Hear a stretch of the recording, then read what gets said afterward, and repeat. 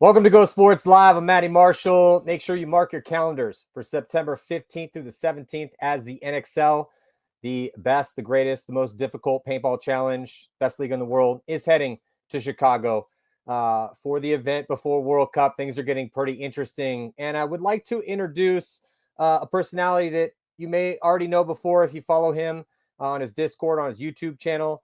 Stephen Peterson. He's going to be talking about some tactics and be breaking things down. He's a maven. He's a super fan.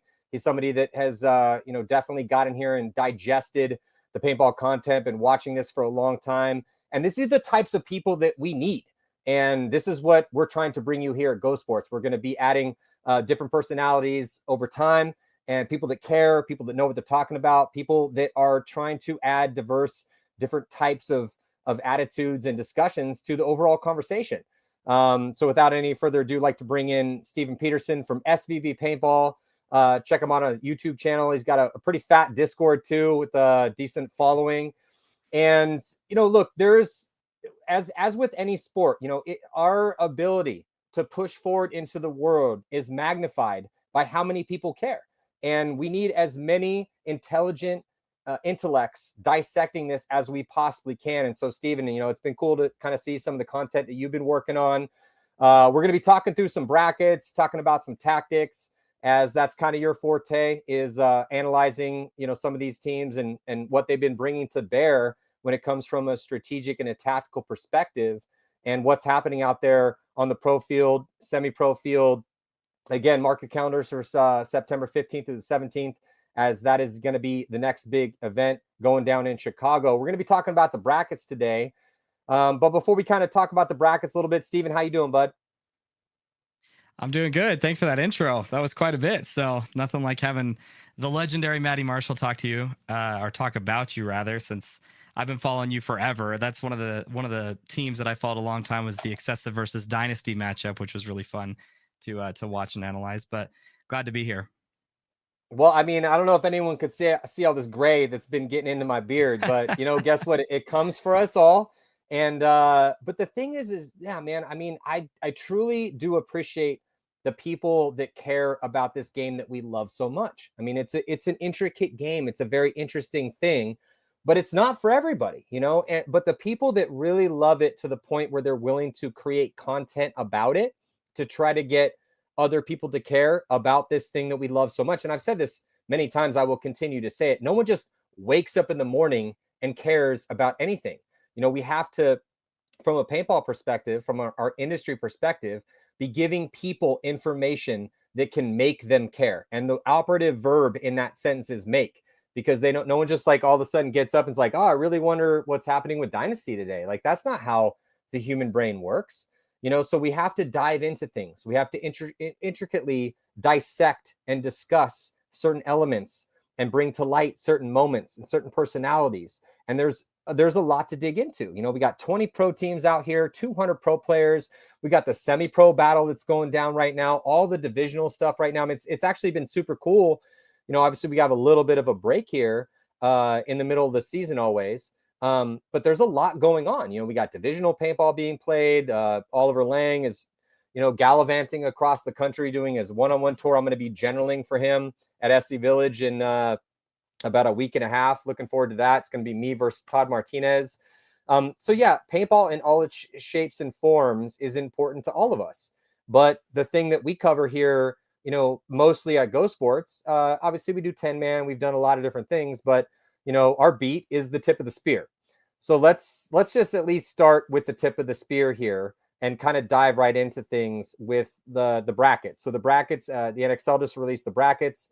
They've existed for a little bit, but now that we got about a month and a half until this next big battle, these stories are getting absolutely fascinating.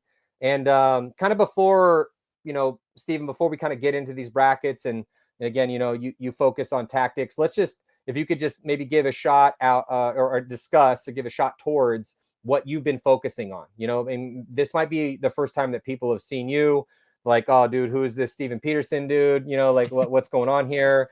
So like let's discuss that for a little bit. What have you been focusing on? Where can people find your content? And let the people know. Yeah, absolutely. So I guess kind of in a nutshell, what my channel focuses on is trying to take the unconscious competent player and making them the conscious competent player. Because I Love feel that. like when I was growing up, a lot of the pro players were, at least because I asked pro players all the time when I would go to events, I was like, hey, why did you make that move? Or just asking all sorts of questions to learn as much as I could. And a lot of the answer that I got was just, oh, I just knew. Like I just felt that it was right. You know, it was just I could just tell it was the right move. And it isn't to bash on any of the pros that have been playing this game for so long. It is hard to articulate why you are so good at something sometimes. And so for me, I have such a I don't know, an obsessive brain that wants to deconstruct things and to make sense of it. And so that's what my channel focuses on. It includes layout reviews where I try to make sense of a layout where you'd likely find each person on the field, or where you'll find bounce shots or holds and stuff, zones on the field. And so for me, I feel like that makes the sport really accessible to a lot of younger players or newer players, because then they can go to a layout and practice and have at least good theories going into that practice weekend. They can, instead of trying to do all these cross field shots in the back line, they know I should probably be playing heads up and wrapping and going down the field, so that that's how I win on my side. And so a lot of my content focuses on breaking down the game of paintball in at least a basic level to give a good foundation. And then building on top of that, trying to understand the nuance of the pro division. Because the caveat that I always give in any of my videos is this is kind of the standard meta. But when you get to pro, like all of that goes out the window, because these teams Totally. know each other. These people Yeah. know each other. You know, they know, well, so and so, when they go to the corner, the first thing they do is look in the inside and then they play heads up after 10 seconds. Or they know that they like to take that step off the box, 2 steps off the box, and then they shoot heads up and then they go to their bunker in a delay, right? Obviously, there's a lot of strategy to consider from a broader perspective, but there's a lot of player tendencies that go into making those tactics for pro teams. And so I just think it's fun to watch that and try to make sense of, like, well, why did he do that? Well, it's probably because he knew that Ryan Greenspan was going to do this, or he knew that Marcelo was going to do this, or whatever the case is. So that's my channel. No, and I know, and that's important, dude. It's so important because Jesus Christ, I wish I had stuff like this when I was younger. Because when I was younger, we didn't have any of that. And if you wanted to, I mean, hell, like remember going to Dallas in like 1995. Not to date myself, but everyone knows I'm old already. So when I was like 16 years old, and it's 17 years old, it's 1995, and it was raining, and if I wanted to go watch the Ironman play, which at the time was the best team in the world, I had to like dip out from the older dudes who were like watching me to make sure I didn't do something like this, walk out into the wilderness, look at the schedule, and find where the Ironman were playing so I could go and see their strategy to watch a game where they went out and murdered a team. And then so I could say, oh, that's how it's done. It was so difficult to acquire that information, which hamstrung the progression of the sport in general, because it was up to us to try to figure it out in very difficult ways. So the fact that you have, again, people that care, people that are trying to dissect, intelligent minds that are trying to dissect, the strategy and the tactics, and then elucidate that for the world, it's incredibly important. I do have to ask you though, because again, everyone's just, again, a lot of these of the people that play might be getting to know you. The people that already know you that are on your channel are like, oh yeah, this dude knows what's up. But I'm just also wondering, look, there's 20 pro teams. Do you have any favorites? Like, what part of the world are you from?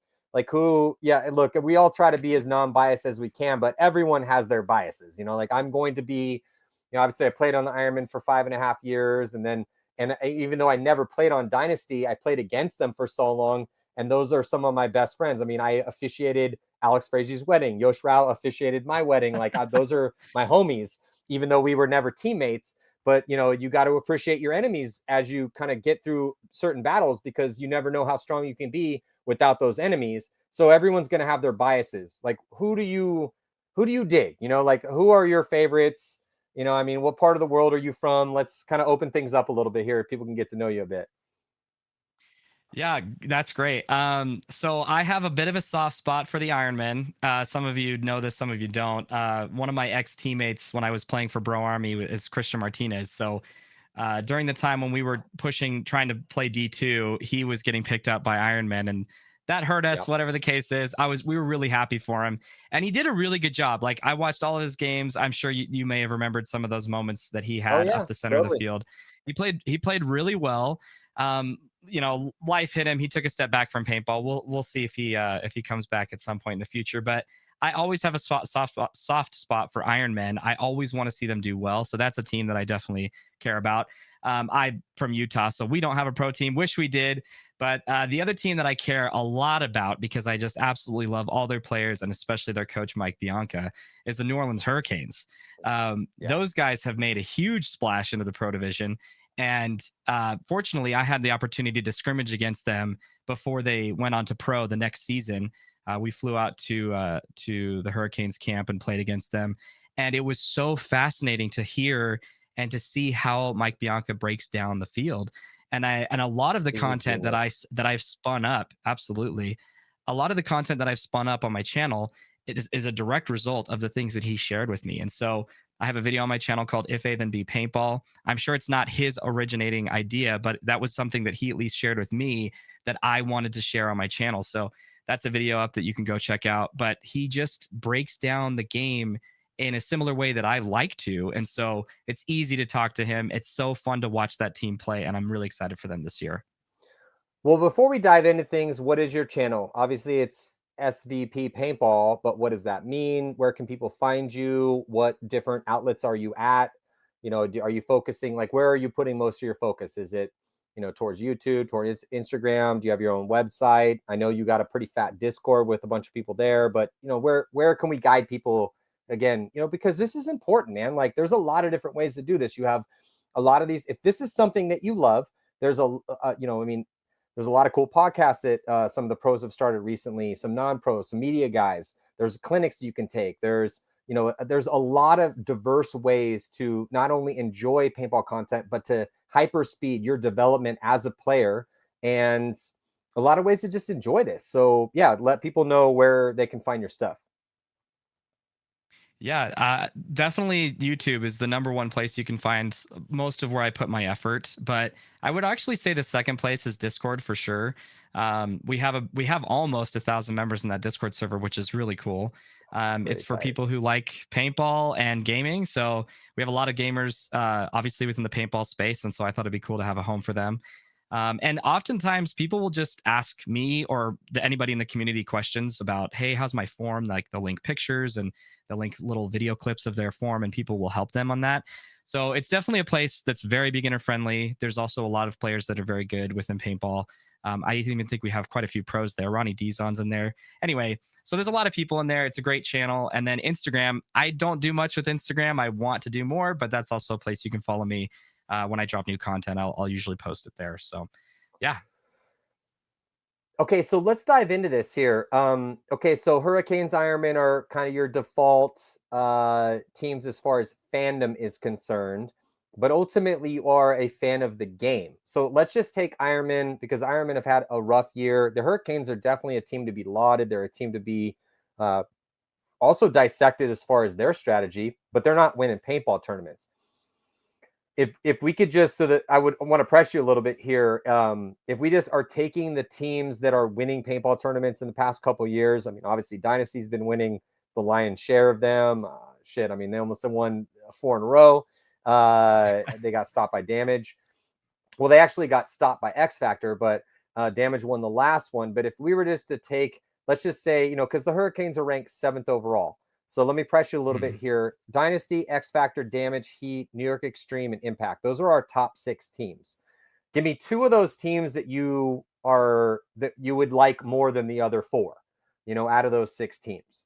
Like, are there any of those 2 teams that you gravitate towards? And then the next thing I would press you on is why. Great question. And hopefully I don't sour any relationships I have with some of these teams, because I do have quite a few friends on most teams. But I'm a big Damage guy. I really love Tampa Bay Damage. Dan Holiday is one of my favorite people, and so I'm always rooting for those guys. And I do think that every event they are a top 2 team. It's really just a matter of which damage we get and how well they process that field. Which, no discount to their ability to process a field, but I feel like their play style matches really well with some fields, and some it's a little bit harder for them to get in sync with the layout. But generally speaking, I think Damage is always a top team, and I'm always preferring them to make it into the finals because I think a Damage finals is really fun to watch. And then the other team, it's really hard to not root for Houston Heat for me personally. Ronnie Dizon was one of the first people that I had a chance to meet and interview on my channel. I love everybody on that team, especially with Tyler Harmon now on the team, which is awesome because Tyler Harmon's come out to Utah before and helped the bros out with a clinic. So, and I love Todd Martinez. I mean, Todd Martinez is a wonderful human. So I love that camp. I just had lunch with Todd like an hour ago. So yeah, and I was the best man at his wedding. I love Todd Martinez and Tyler Harmon and Ronnie Dizon and all those dudes. I'm a sucker for Heat too, bro. Yeah, all of them. I mean, that's the thing. A lot of those teams you listed, I know a lot of people on there. They're really great.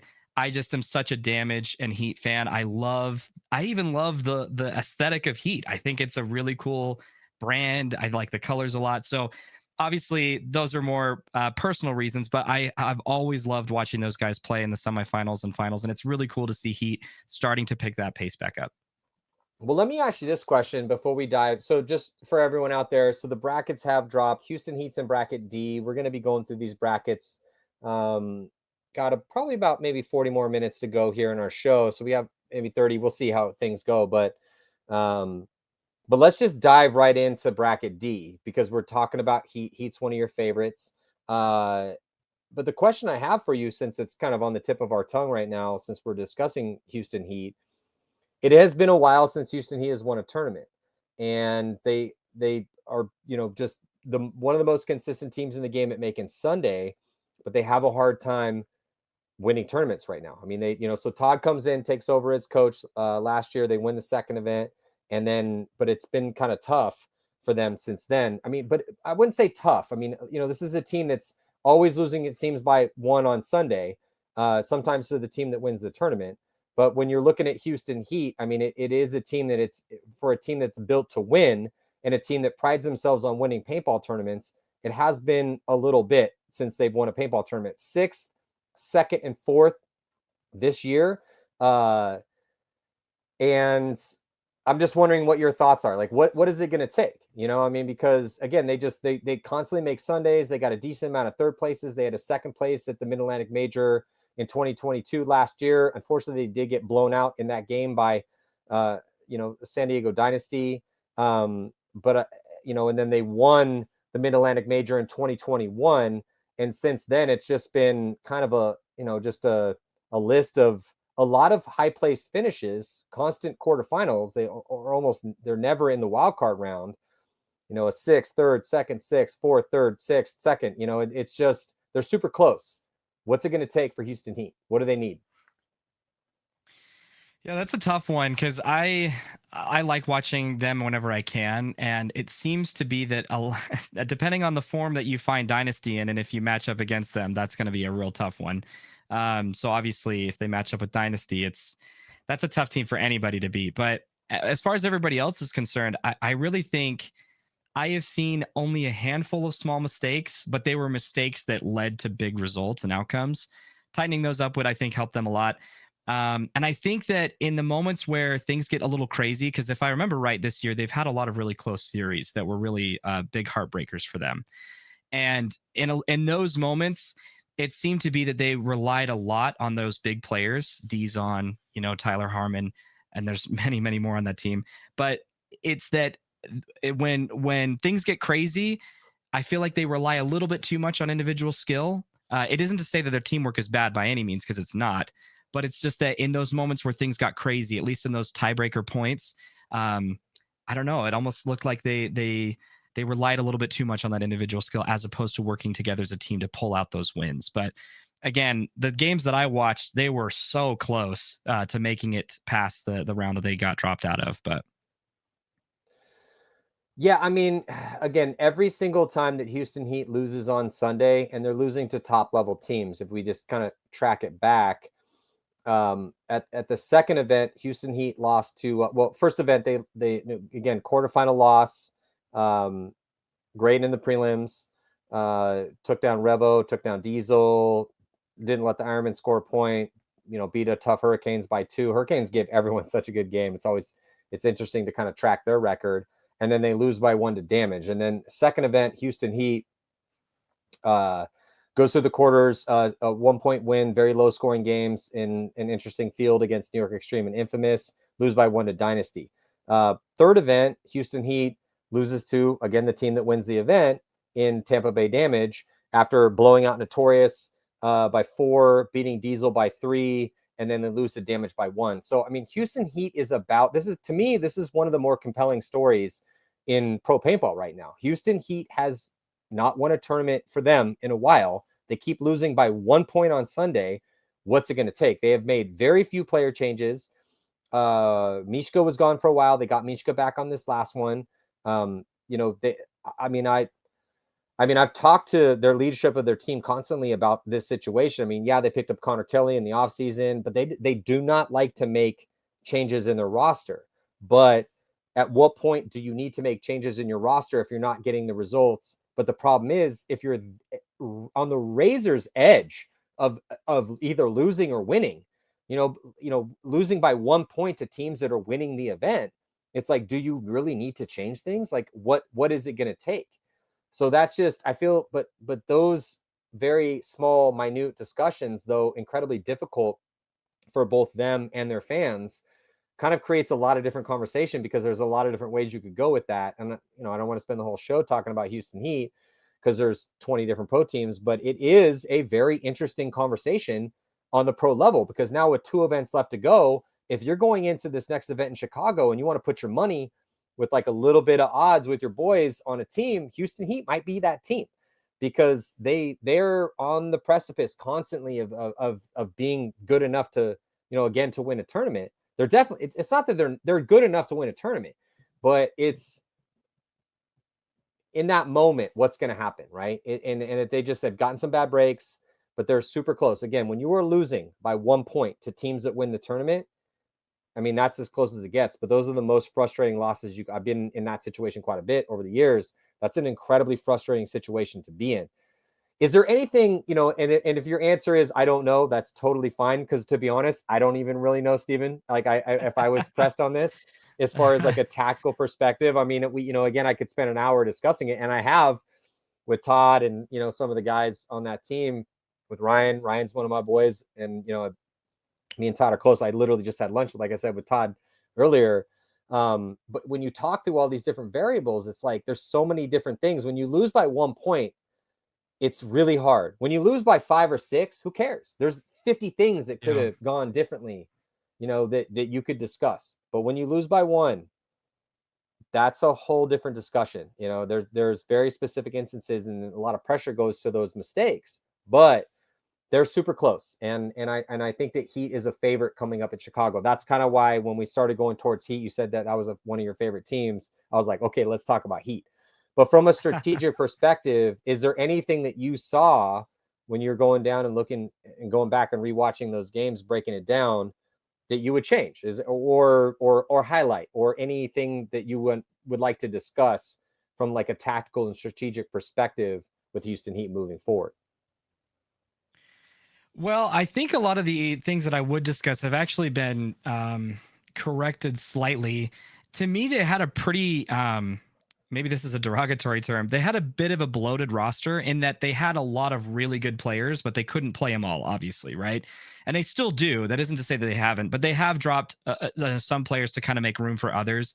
And there was a period of time where, yeah, there was a period of time where because they were preferring like Fedorov for most of the points they were playing, in which Ronnie could also have played.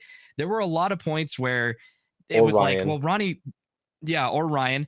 It was that they could have played Ronnie in those situations, but they kept playing Fedorov because it's Fedorov. Like I've watched the man run across the field to win on the opposite side, right? Yeah. So to me, I think the biggest thing I hope that they do is I hope they stick together, because there's no reason not to. They have an incredible roster.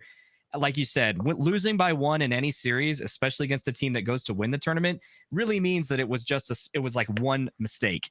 And to even just use a recent example, LJ Parrish bouncing Keith Brown going into the snake is literally the reason that that they lost. And so or rather, I'm maybe mixing something up. There's a video I'm working on right now, so my brain is scrambled right now. But Well, yeah, well, I just have Parrish is seen. X factor, but I understand that, like, what you're trying to say is that there's like certain instances where but this is the frustration. Again, this is why it's so hard where you're at that level. If you're Houston Heat and you're losing to teams that win tournaments, you're losing to Dynasty, you're losing to Damage, you're losing to teams that go win tournaments. It's incredibly difficult to lose by one, because then you take the microscope to those moments, and you really have to kind of be careful with that, because that can cause a lot of friction mentally with your stars. For sure. But I feel like they've been pretty, pretty understandable in those situations, at least from what, but from talking to them. But the reason why I'm kind of like stumbling over my words is that it's after a while, it kind of, the patience runs out, because you want to win that tournament. You're that close. It gets really frustrating. Anyway, like I said, we could spend a long time talking about Houston Heat because they're that good. But they're on the precipice, man. Like I just, if you're a betting man and you're looking at what's happening coming up here for Chicago, Houston Heat very well could win this paintball tournament, because they just need a few breaks to go their way. When it's that close, the paintball gods play it as a factor. And when we say paintball gods, whatever you call it, luck, call it the paintball gods, call it whatever you want. But when you're that close so many times, eventually it's going to go your way. And since, they dropped Devin Stewart, nothing against Devin. I mean, Devin's, he's got his opportunities and he's had some moments out there, but it is going to make it a little bit easier for them to get dudes reps with one less guy. So yeah, before we move on, what are your last thoughts are, considering that, and we'll get to the discussing this bracket, but it's Heat, Infamous, Aftermath, Bears, and Russian Legion, which, on paper, that's kind of a nasty bracket, bro. Like, I don't know if that's going to be the bracket of death, but having Legion as the last place team in your bracket is always rough. They've been riding the struggle bus recently, with trying to get people over and having the level of training that we've seen out of them years past. Bears also underperformed at the last event, putting them in that fourth position. Aftermath also underperformed at the last event. So you have a lot of teams with a chip on their shoulder. That's kind of a disgusting bracket to be in if you're Houston Heat. Yeah, well, I think you put it perfectly. Underperformed, right? I would argue. I think Houston Heat has been underperforming, and it's really good for them to have Mishka back. So I have no concerns for them. I think even if they only make the most micro adjustments that I'm sure we can't see on this side of the field, you could say, but behind the scenes they're making those. I think they're going to do really well, especially with this bracket that you've laid out here. It is crazy to me that Russian Legion is in the fifth place in this bracket, because those guys are going to cause huge issues for every team they play against. And like you said, the Brooklyn Bears underperforming. They have a really good roster. They have some of my, I've gotten really close to GJ Sakaguchi. I love that guy. So, Oh and I yeah, talked to him he's quite a a bit. gem. He's a gem, Oh bro. yeah. Love GJ. Yeah, and Chris Caputo, also really nice guy. I have spoken to them every time they play, and I'm like, hey, how'd it go? What happened? And they've given me a few things here and there, and it sounds like they're just still in those growing years, right? They're on pace to do well, I think, in the future, and they're going to do well, I'm sure, at this event. But that's a tough bracket. Russian Legion being below them is surprising, and then Aftermath is always a team that I feel like can launch themselves into a semifinals just based on what sort of adjustments they make tactically, right? I haven't followed them as well as I have others, so it's hard to know what kind of play style they are at this point, especially because they have made roster changes in the last couple of years since I've been following them. But they traditionally were a team that was very fast paced, very aggressive, getting into the snake first before a lot of the teams they played. But now I'm not sure how they're going to play. So Well, a lot of this is going to come down to layout, which we're not going to know for a little bit here. But yeah, I mean, the Bears are sitting at 14th overall, Aftermath 11th. The Bears went 8th, making a Sunday, looking pretty good. Fascinating story there with the merger of Thunder and the Bears in 2022. Very much impressing everyone, essentially. And then heading into the beginning of this year, making another Sunday, we're like, oh, wow, these guys are legit. But the past two events have been abysmal for the Bears, 19th and 16th.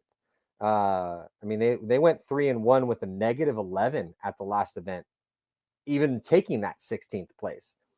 So they definitely have a lot to work on. And yeah, man, I love GJ Sakaguchi, but that's a dude that I could shoot it straight to. And I would tell him on these last two events, like, you guys have been trash. Like, you guys really need to pick it up here. This is an embarrassment for the level of talent that you have. And I know it's difficult for, for everyone at this level, but the fact that of how good you guys did last year, merging two teams and making the Sundays you did, and how good you did at the first event, to go into the next two events and go 1-3 with a -11 and an 0-4. I mean, the Bears have lost. They've won one game out of the past 8 games. That's really bad, man. With a -20, so they're 1-7 with a -20. That's absolutely terrible, not acceptable, and so they really need to pick it up. That's what the Bears are at right now. But again, if I had the Bears in my bracket, I'm like, that's not a team we can sleep on, because we've seen what's possible out of them. But that's how hard it is out here in the pro division. And then with Legion, I mean, Legion has also just been, again, for them, and they're not going to get mad at me for saying this, but it's been pretty embarrassing for them with how bad they've been this year. I mean, 19th, 11th, and 15th, no Sunday performances. They had 4 of their 5 stars there at this last event and still could not find a way to make it to Sunday. Like, that's not acceptable. If I was their coach, and I I understand we got a lot going on. We can't get everyone together to practice, and there's a lot of situations we're dealing with, but they are good enough on paper. And obviously, not paper doesn't mean that doesn't mean really anything. But the point is they're good enough to be making a Sunday with the 4 that they have. So, and they know that, and they're frustrated. But the overall point, and I don't want to spend too much time because we do need to move on, but is that the Bears and Legion are scrappy teams that are going to be very pissed off and ready to perform at whatever it takes at this next event. Those are 2 teams that I really would not like in my bracket. Teams that are underperforming, teams that are really have something to prove. And so that's kind of Heat's situation. And then same with Aftermath at this last event, because, Aftermath went 13th, 6th, 18th with also 3 losses at this last event with a -14 at this last event. That is terrible. -14. What do I mean by that? That means that they scored 14 points less than their opponents. 8 points for, 22 points against. That's terrible. So yeah, that's going to be a pretty rough bracket for Heat, because they got a lot of dudes out there that are hungry for glory and blood. They're going to go take scalps and go out to prove themselves. So I think that last bracket, and then the same with Infamous. The Infamous went 9th and 3rd at the first 2 events, and then 12th. So every single team that Heat is facing in bracket D didn't make Sunday at the last event, and they're all pretty good, and they're all going to go out for blood and scalps and to prove themselves at this next event. So Heat definitely has their hands full, but if they can claw those dudes away and and deal with it, and we actually have the brackets, I think, too. So if we could get Darren, the Iceman, our producer, to throw up the brackets, that would be great too. If we could get a chance to see those at some point in time. There they are. So we started talking about bracket D. My plan was to go linear through this, but Steven was like, I like Houston Heat. So I'm like, we're talking about bracket D first. So you're looking at bracket D. I mean, that's kind of a nasty bracket to be in. Again, Infamous, Aftermath, Bears, Legion. None of them made Sunday at the last event. They all have something to prove. Is it going to be the bracket of death? I don't know. Let's move on though, and let's jump to that bracket A. We'll try to get back on track here from a linear perspective. Dynasty, Extreme, New York Extreme, ML Kings, Notorious, and Uprising. I'll tell you what, on paper, that is a cake bracket for Dynasty, because Notorious, they're rookies. Uprising has been super hit or miss. The ML Kings have been rebuilding. Now, I'll tell you what, no one could put the word cake and easy and New York Extreme in the same sentence for this year, because New York Extreme has been absolutely dominant in the prelims. They've lost one game in the prelims all year long. It's been New York Extreme by first degree murder all year long in the prelims. So let's jump to that bracket real quick here, Steven. What do you think about bracket A? Well, like you said, you've laid it out really well. I think Dynasty's probably looking at this bracket thinking, we should be able to go 4-0 here. But like you said, there's a lot of sleeper teams here. I think ML Kings have made a lot of really good progress over the couple of years, and they're a team that you can't sleep on. Absolutely.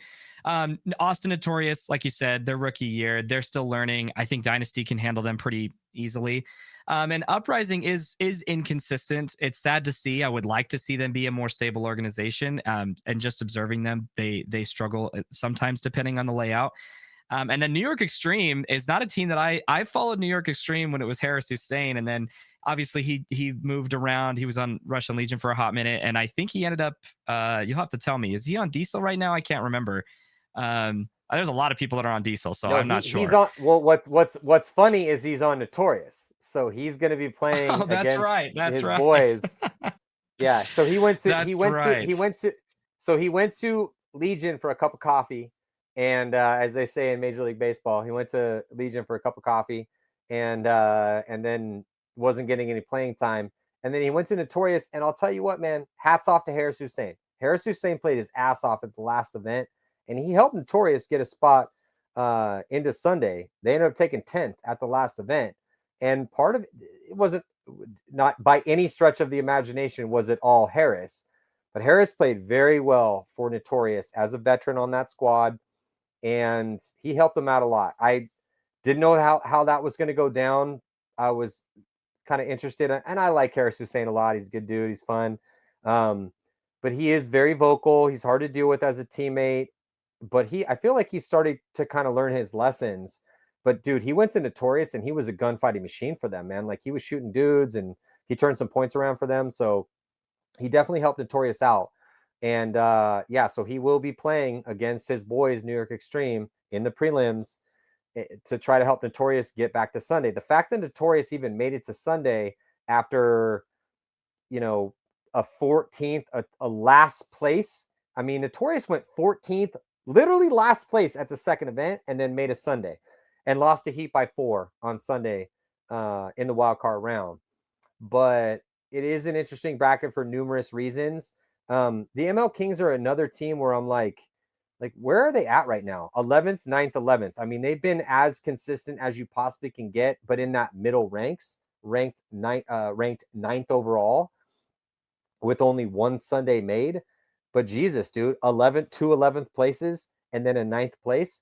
They went 2-2 again at this last event with a plus with a -1. So even though the ML Kings have took a couple hits to their rosters, no Lewis Betancourt, no Connor Kelly, like that's a team that constantly impresses me. What Charlie Givens is doing with the ML Kings and Kyle Berry as kind of the captain of the squad over there, like they continue, and Mingo and all the veterans on that squad, Navarro, Davidson, like it's impressive, dude. Like I really like that squad, and I expect a lot out of them.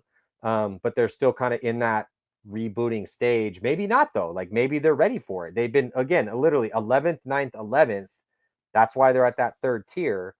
So that again, a lot of interesting stories there. But New York Extreme and Dynasty are the big favorites. So we've been doing these Legends Corner shows with Rusty Glaze, Roy Richard, and Todd Adamson. And I promise you, when we do, we're going to be doing another one of those in here in a couple weeks. But when we get to this bracket, those guys will be probably saying that, yeah, this is Dynasty and New York Extreme. Who's going to catch? Is somebody going to catch a wild card out of this bracket? Because again, New York Extreme has not lost in the prelims, except for one game. I think it was Uprising in the first event.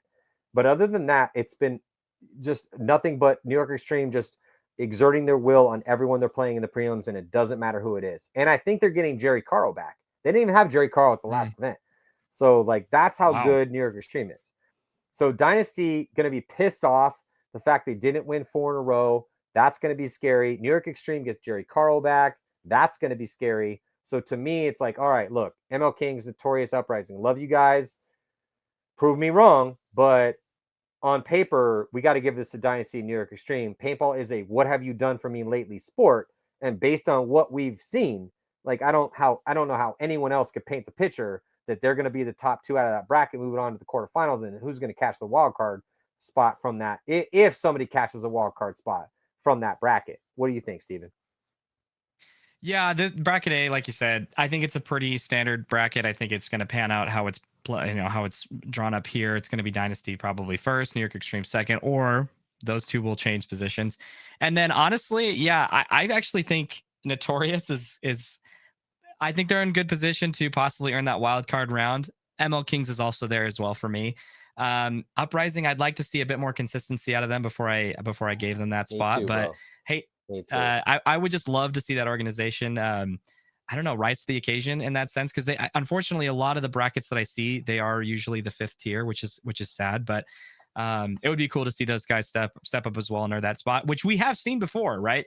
We have seen in the past those guys are in the wild card spot and they have a really great first round. So we'll see if they can do it. But I think bracket A is probably going to shake out to how most people expect it to. I just look, it's frustrating for me after all these years to see Uprising in the position that they're in. They're in second to last place.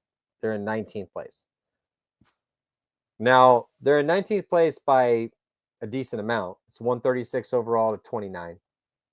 With Latin Saints gonna look, as we all know, one team gets relegated, and I do want to hopefully have enough time here in the next maybe 25 minutes. So we got to kind of move on here, but one team's going to get dropped down out of these 20 teams that you guys see out here, and a team from the semi-pro division is going to move up. As it stands right now, it's probably going to be PB Fit. They've won 3 events in a row, but World Cup carries extra weight. So as we saw Notorious kind of sneaking in there last year, things get crazy down in the semi-pro division towards the end of the year, depending on how things are going to shake out for these last 2 events. But Uprising is underperforming.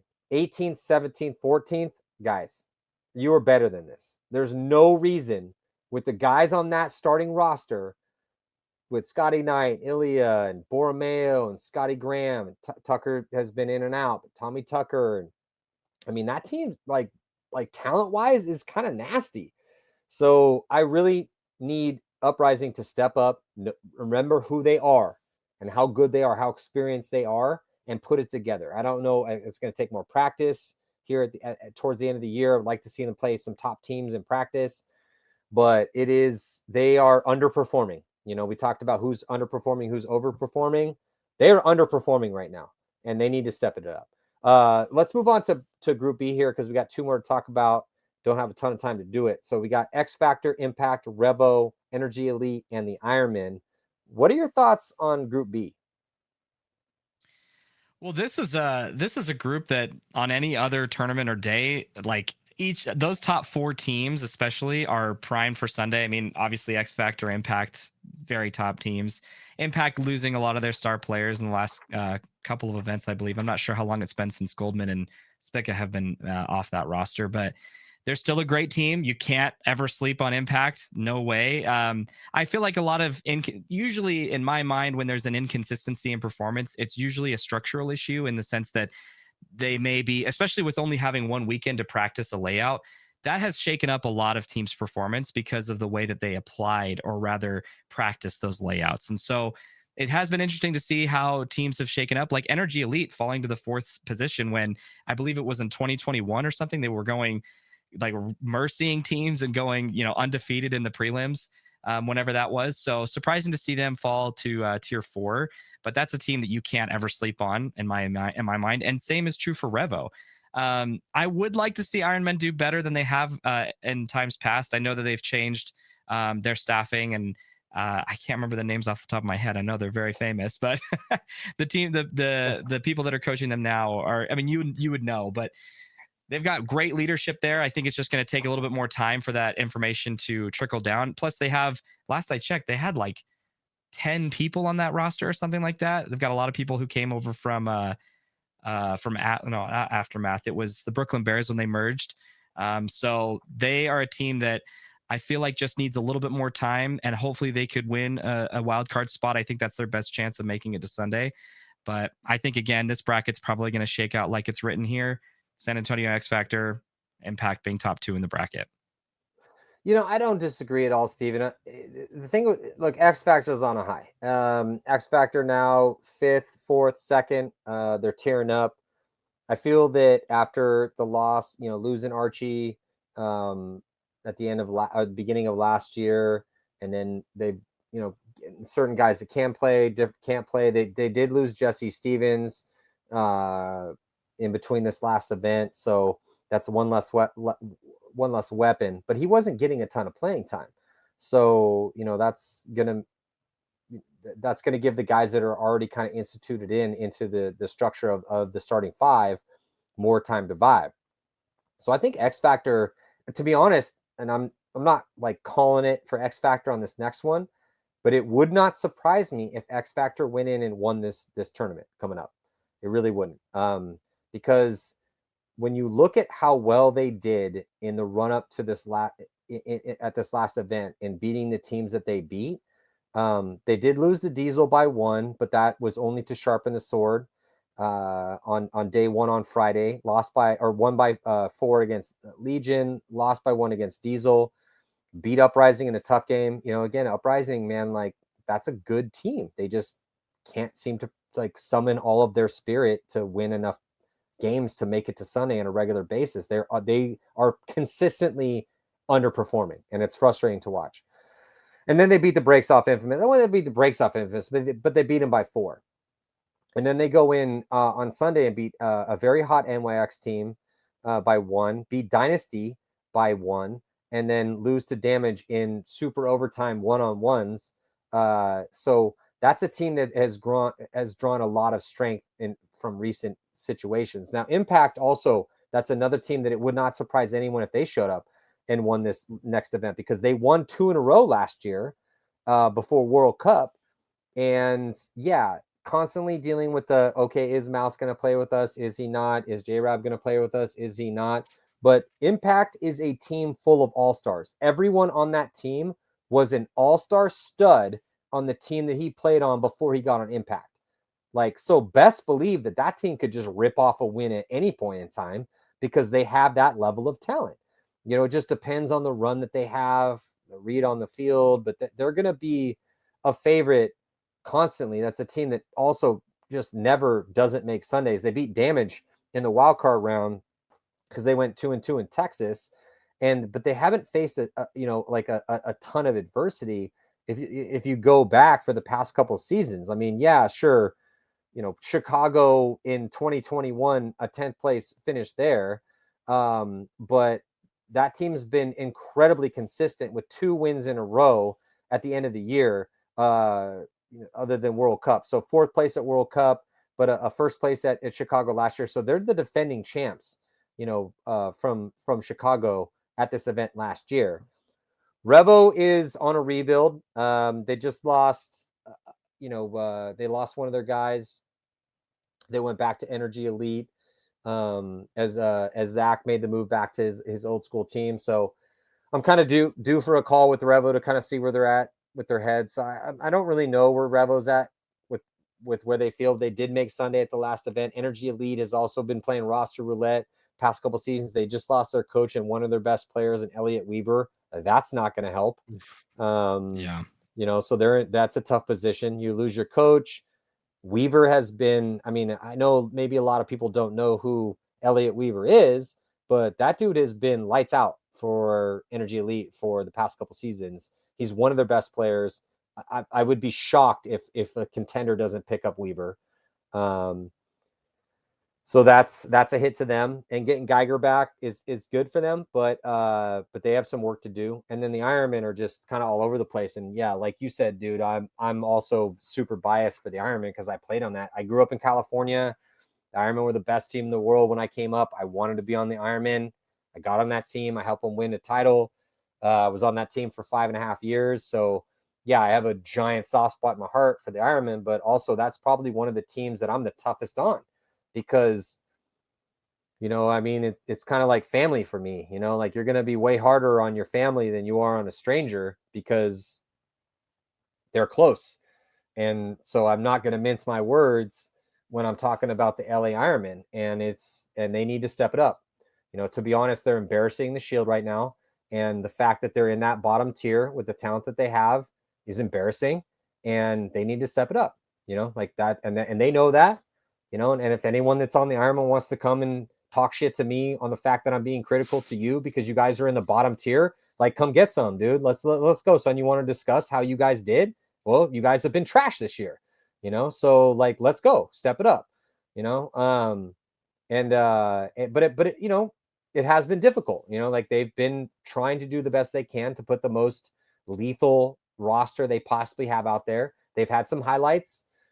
Clay Hughes has been nasty for them, but I need everyone on that roster to step it up. And I would just basically, if anyone wants to come and, if you're going to criticize me for criticizing you, I'm going to quote your coach, because when I was on that team, Shane Pastana came up to me and he's like, look, dude, I love you and you're an awesome kid and I like hanging out with you, but we only keep savages on this team.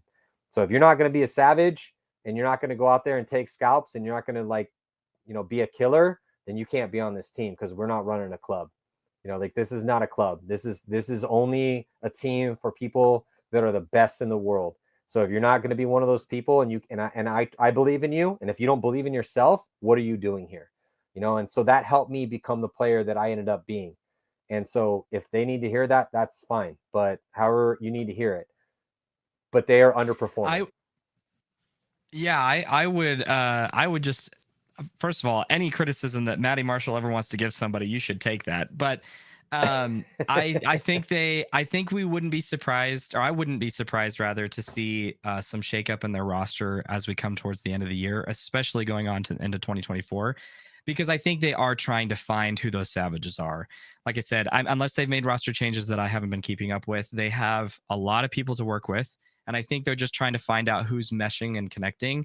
Obviously, you always face the you always face the relegation monster if you don't figure that out too soon. But they, I think, are in a comfortable enough lead. Hopefully they can pull it together. They have great staff to help them figure that out. And like I said, maybe the start of 2024, we find who that Savage squad is so that they can start being the team that Shield represents. I hope so. 17th, 12th, 19th, pathetic. Get better. Like, I'm sorry, but you're wearing, it's the longest running pro team in existence. You're wearing the LA Ironman shield. Like, you need to be better. Like, that is a pathetic example of Ironman paintball.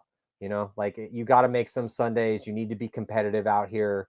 So, but it just proves how hard it is, because that roster, like, look, I've talked to Shane about this, and I've talked to Mike about this, and I'm, Nikki, and like that, the brain trust of that team is solid. But that being said, they can't go out there and play the game for those guys.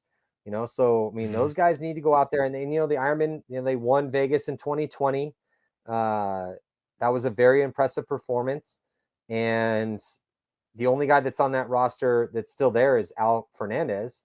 But that's what's possible, like, and it's just, I don't want to beat him up that bad, but not acceptable, man. Not acceptable. Get better.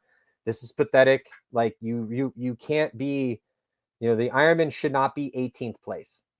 That team, Agreed, from a talent perspective, is better than that. So perform at a higher level. Whatever you need to do that, you need to do that. Go out and you have to go train in your backyard, shoot pipe plates, or whatever it's going to take. Like, if you're already doing that, then step it up another level. But the fact that the Ironmen are sitting in 18th place, like, does not warm my heart. And they need to be better. I don't, as far as, you're right, Steven, as far as relegation is concerned, that monster is there. They had to deal with it last year. They're close, but the Saints are so bad that I don't think that the Ironmen are going to have to deal with relegation, because the Saints are sitting at 20th, 18th, and 20th place. We do need to move on. Let's move on to Group C here. We got Damage, Hurricanes, Diesel, Level, and the Saints. What are your thoughts on this bracket? Well, you know already how I feel about the Hurricanes and Damage. Oh, yeah. I think, to me, it's impressive that Hurricanes are sitting at tier 2. They're second in this bracket. I mean, for them to go, this is their second year in pro. Like, that is a huge uptick in performance, and they have really good players they don't have star players and they're able to do that. I mean, that's impressive to me. That's amazing. So I feel So like impressive. this is Hurricanes tournament to do really well in. I would like to see them consistently make Sunday. I know that they are learning a lot. I talk to Mike Bianca quite frequently, and all of the games that they lose, they have learned a lot from that. And if you ever want to go see the the inner thoughts of Mike Bianca, definitely go check out Zen Paintball, his blog. It's awesome. But that team just soaking up knowledge and information. And so I would not be surprised if by the end of the year we see those guys make it to a quarterfinal performance, perhaps even a semifinal performance. I'm not sure it's going to happen here, but I would never count Hurricanes out, not just because I love them, but because they're great. Damage, those guys are just playing really, really well in the last several tournaments. That's a top team for me. I think, like I said, they're always going to be a contender for a semifinal performance, if not a win. And then Diesel has had a lot of talent imported. Again, unless there's some big roster changes I'm not aware of, they've got Goldman, Spica, lots of other talent there that's been there for a long time. So Diesel is a team that I would like to see them. That's a team in my mind. It's like, I hate to say it, the definition of underperforming, because they have such good players that they've been playing the game for so long and they've been together for so long that to me that they ought to be a top 1 to 2 team in whatever bracket they're in. But like you said, this is the pro division and there are so many good teams and players that it is hard to take that spot from any of these teams. Are you going to take it from Damage? Are you going to take it from Heat? Like, those teams have been around forever. So very tough bracket for them in particular.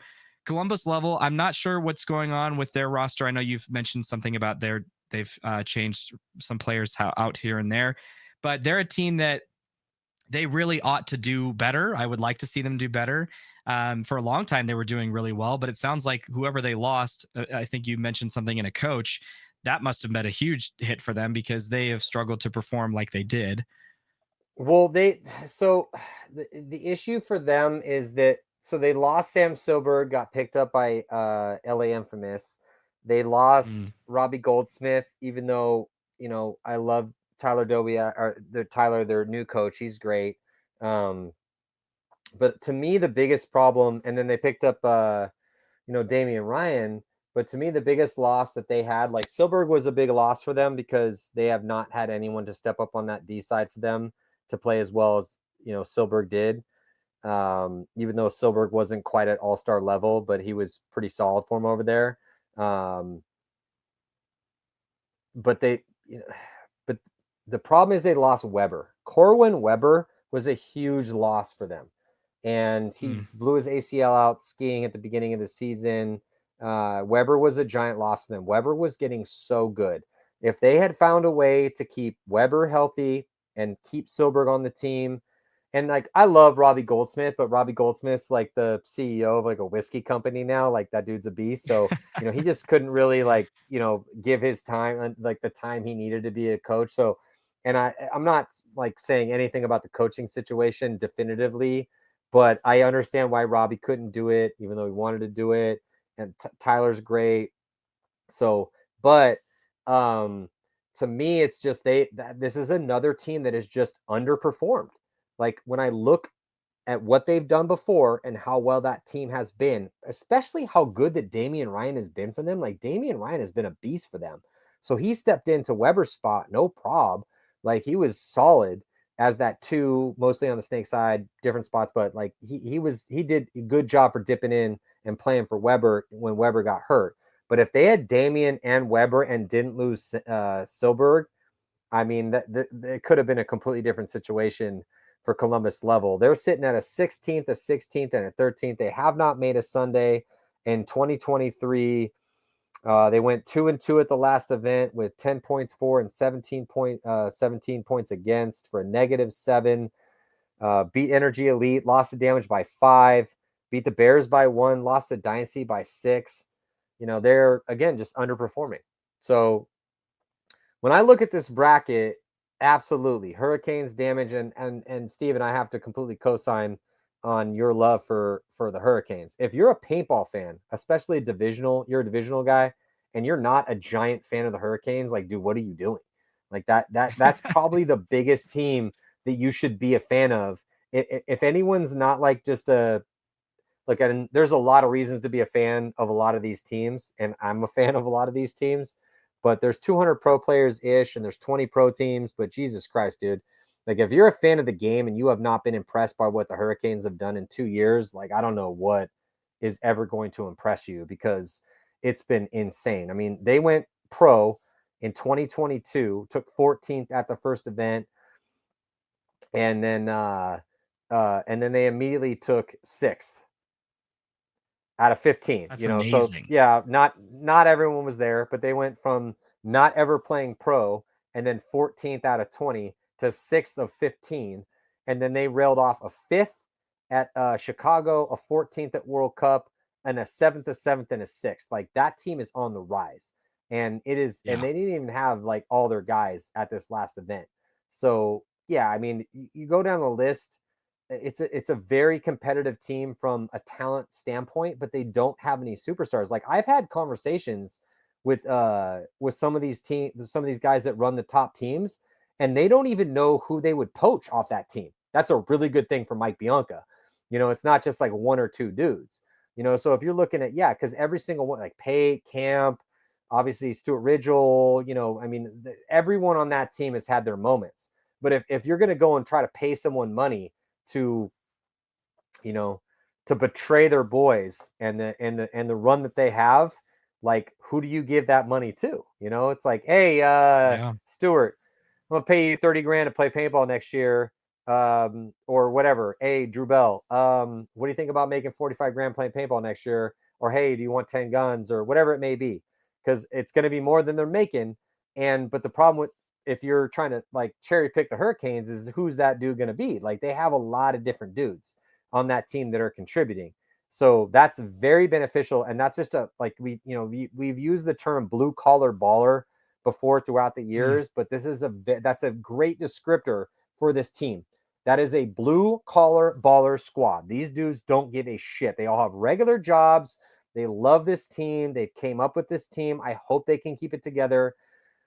You know, but they're also kind of at the point where I'm like, all right. I remember seeing the ML Kings after making 4 Sundays in a row, and it was at California last year. I roll up in the parking lot, drive my car in, jump out of my car, see Kyle Berry and his boys. I'm like, hey, what's up? What's up? Hey, what's up, dudes? How you guys doing? And and they were like, and I said to them, I said, hey, this could be a good layout for you guys. You guys have made 4 Sundays in a row, but you haven't made it out of that last round. You know, like this might be, you know, and I can't remember exactly what I said to them, but it was kind of like, you know, maybe this is your time to shine. And then I can't remember who it was, but one of those dudes said, "Oh, we've already been shining." And I was like, "Look, dude, here's the deal. If you want to, fuck that. You have not shined at all. Like you haven't shined at all. You have now got to the point where you're making Sundays, but it like you're a pro paintball team. No one's ever going to remember you ever unless you win a pro paintball tournament or at least make the finals. You've made 4 Sundays in a row and haven't been able to get out of the first round. For you to sit here in the parking lot and tell me that this is your time to shine, like, no, hell no, bro. Like you like now it's your time to move past this first round. I've now stopped patting you on the back and telling you that you're cool for making Sunday. So I would say the same things to the Hurricanes. Like I'm going to stop. And I told them this at the last event when I talked to some of their guys. I was like, look, man, you guys are at the point where, you know, I'm going to stop congratulating you for making Sundays. I'm going to stop congratulating you for like getting to the point that you want to be at. Now it's up to you to see how far you can actually take this, because obviously you're good enough to beat like the best teams in the world on Friday and Saturday, and you have made a lot of Sundays, but you guys haven't done shit on Sunday. You've lost every single game that you've played on Sunday. So what are you going to do now? Like, where does your journey go from here? That's up to you. You know, like that is now, you have now tiered up. You're on another level. There are levels to this. You are at another level now. So my expectations for you, your expectations to yourselves need to be higher, because where it's at right now is of no consequence. Like that doesn't mean shit anymore. Okay, cool. You made a Sunday. Congratulations. Like, okay, you made a bunch of Sundays. Like you did this already, you know, and they know that. But that's what I love about that squad. is that those dudes didn't flinch at all. Second I said that to them, they were like, "Yeah, absolutely, dude. We know we haven't won anything. We know we need to get to the next level. That's where we're at right now in our heads, and that's what we're trying to do." So, again, mad respect to the Hurricanes. I love that squad. I love that team. They've done it the hard way with no imported talent and no money, and everyone should be a fan of the New Orleans Hurricanes. I'm a fan of the Hurricanes. I hope they do well, but they are at that level right now, same as the ML Kings were last year. Where it's like, all right, you guys make Sundays. We know that. What are you gonna do now? Now what? What do Yeah. you think? Yeah, absolutely. I completely agree. I think the Hurricanes, I would like to see them next year just be the household name that they are and for how good they are. Like you said, they don't have any imported talent. They did it the hard way. And I think the best thing they have going for them, aside from all of what Mike Bianca is teaching, is their humility. Because to me, that sounds like that was the biggest difference between them and ML Kings, right? And hopefully both teams can remain humble to keep learning, because as long as Hurricanes has that and they're still learning, that team is going to constantly be dangerous. They are always going to be a team that's going to mess up the bracket when you look at it and say, oh, well, Dynasty is going to play Hurricanes, so it's probably going to be a Dynasty win. Who knows? It's very possible that even in the next events or this event coming up, that if they ever face off against each other, even in Sunday, it's possible that they still pull out a win because they're so crafty, they're so creative, and they use a lot of data to make really informed decisions, which is why I love them so much. But I guess to finish off the bracket with the Saints, there's probably not much else I could say that's already been said, especially by you. I'll let you handle the the criticism on them. But I think the interesting thing to I'll take it. discuss, if we have time, is who will likely be replacing them. And as you said, Paintball Fit is looking very strong this year with 3 wins under their belt. A lot Yeah. of the losses. Oh, go ahead. Go ahead. I'm getting ahead of No, I myself. was saying, yeah, let's talk about this real quick because we don't have much time left. A couple more minutes to go here before we got to sign off. But yeah, I mean, Saints are at the bottom of the barrel. They're going to need to do a lot in the next 2 events to try to save their pro spot. As I think they're down by now. Again, World Cup is extra points, but I mean, they're over 100 points behind Uprising, and Uprising, like we talked about, can be a lethal lineup. So the Saints need to, and I talked to Greg about this, the owner of the team, Gregory Turton. I was like, hey, dude, you need a coach, you need some players. Like I talked about this with them last year, and they saved the spot last year, so they got a lot of work to do. But if we go to semi-pro, it's kind of been a 2-team race, but it's been Paintball Fit. So Paintball Fit is up, with 3 wins in a row. And I was joking midway through last season how if there was another bracket that was like not pro, but not semi-pro, but in between semi-pro and pro, then that's where Paintball Fit should be playing. But as I said that halfway through the season, then sure enough, Notorious like storms through, wins World Cup, and then ends up squeaking in by almost nothing. So we don't, it's too early to call, even though it definitely looks all Paintball Fit. It looked all Paintball Fit before. Blast Camp also right behind them. So that would kind of be my last question to you. Obviously, not to, like, with Group C, look, we're going to be having a lot more shows coming up. So we're going to be discussing Damage and Diesel a lot more. I mean, Damage and Diesel are, Damage winning this last event. Unbelievable performance from them. Big hats off again to Jacob Edwards. What an insane stud, dude. It's like my name for Oliver Lang is Achilles because he's like the greatest killer of his generation. I'm going to have to start calling Jacob Edwards Achilles because that dude is just unstoppable when it comes to pressure situations, and God bless him. And then with Diesel, they finally stepped up and made a Sunday, and that team, I don't think it would surprise anyone if they went deep too. But yeah, level Saints underperforming. But in the semi-pro division, but again, Stephen, before we sign off, what are your thoughts on this? Because yeah, Paintball Fit's been absolutely nasty. They got they've just been racking up win after win after win. Second place at World Cup last year, and then railing off these wins here, and they're kind of right there. I mean, do you see anything changing? Because if I had asked people at the end of at this point last year, everyone would be like, yeah, it's going to be Paintball Fit, but it ended up being Notorious. So that's the only reason why this is kind of an important conversation, because of what happened last year. What are your thoughts? Yeah, these two teams, even though Paintball Fit has won those last three events, Blast Camp is really, really close behind them, and oftentimes losing only by 1 point. I think in every one, but maybe the first event. I don't remember what this point spread was for that one, but they've been really, really close, tough losses for Blast Camp. And I mean, the reality of it is that who knows what's going to happen if either team doesn't make it to pro. I would imagine that if Paintball Fit doesn't, they'll probably stay together as a squad. I do know, at least historically, that pro teams have been looking to pick up players off of Blast Camp. So I would hope that for their sake, they stick together if they don't make it to the pro spot. But those two teams are really close in skill.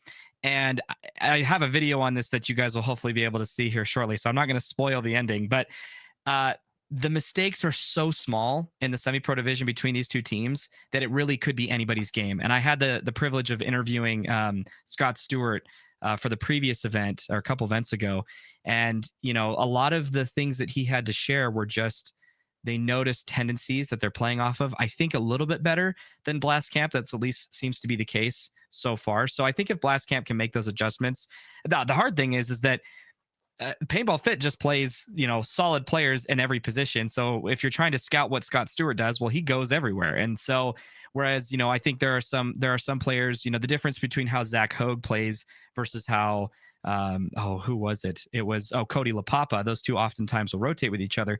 That might be a little bit more of a telegraph than what Blast Camp, or excuse me, than what Paintball Fit does. So that's all to say that this is going to be a really exciting battle between these two teams all year long. And I think the other interesting thing to discuss when we reach to next year is how will that relegated pro team, whoever remains between Blast Camp and Paintball Fit, how will they stack up against that relegated pro team? Because really, I mean, if it's Blast Camp versus that team, I think Blast Camp still has a really good shot at taking the pro spot for that next year. And if it's Paintball Fit, I mean, my goodness, those guys have been on a win streak and are playing out of their minds right now. So Yeah, and they've been there before. They were with AZ Dallas when they got relegated. So it's just interesting though, because the Killers are right there too. If you look at the numbers, I mean, it's incredibly close. So it's 300 to 288. I mean, that's from Paintball Fit to Blast Camp, and then the Killers at 262. I'm just getting a little bit of an inkling of what we saw last year. I mean, I feel like this is what it looked like last year in this exact same situation. So it looks like it's not too early to call. Like everyone seems that they're just like, oh yeah, it's Paintball Fit for sure. But I feel like, the one difference though is that since this is not Paintball Fit's first rodeo in this situation, and they've been now down this road where they got it's stolen from them by a team that came and stole it from them. Again, this is just how it works at this level. Like that's why I love paintball so much, is because this is a meritocracy. No one cares what you look like or where you're from or how big you are, how small you are. Like none of that matters. The only thing that matters is like how you do. How well do you do at this? How good are you at this? That's all we care about, because at the end of the day, that's the result. So it is a true meritocracy, and I respect that. And now the Paintball Fit's been here already, and they've known what can be stolen from them. They don't want to see it again. So I think we're going to see a really tough Paintball Fit for the next two events. It would be really cool to see a team go and just run the table and win every single semi-pro event to earn the spot, because then we'll really get to see what they have when they come into the pro league. But yeah, Blast Camp and Killers are on paper right there. And yeah, I mean, the newbies and the Royal City Sea Dogs are also kind of right behind them. But, it's like 300, 288, 262, 257, 251, but with World Cup having such a magnitude, unless things get changed, it's it's still to be decided. So it's going to be fun. Anyway, Stephen, thank you so much for sitting down with me. I really appreciate it. Again, everyone, mark your calendars, September 15th through the 17th, coming up about a month and a half from now, as we are going to see the best in the business throw down here at the Chicago Major. So, Stephen, before we sign off, really appreciate your intellect, really appreciate what you're bringing to the sport. We need more people like this. Give me more Stephen Petersons. I need more people to give a shit. Like that's what we need. So because everyone's like, oh, hashtag grow the sport. Well, how do you grow the sport? You make people care. And Stephen, the stuff that you're putting out there makes people care. Again, where can everyone go to see your stuff before we sign off? Well, thank you so much. It's a huge honor and very humbled to be here. I'm really happy that people like the content that I put out. It's literally the only reason that you guys have ever reached out to me. So thank you for that. Like I said, people can reach out to me on my Discord server, SVP Paintball and Gaming, or you can find me on YouTube at SVP Paintball and Instagram at SVP Paintball. So thank you so much. I'm really excited for this next event. It's going to be a real good one to watch. So don't miss it and be sure to join us live. Absolutely. We're going to also have some more shows coming at you here with Go Sports Live. We got our Legends Corner with Rusty Glaze, Roy Richard, Todd Adamson. We're going to be sitting in with some of the leading lights of the sport as we move forward to the next event going down to Chicago again, September 15th through the 17th. I'm Andy Marshall. Appreciate you guys so much for tuning in. I'll see you guys next time.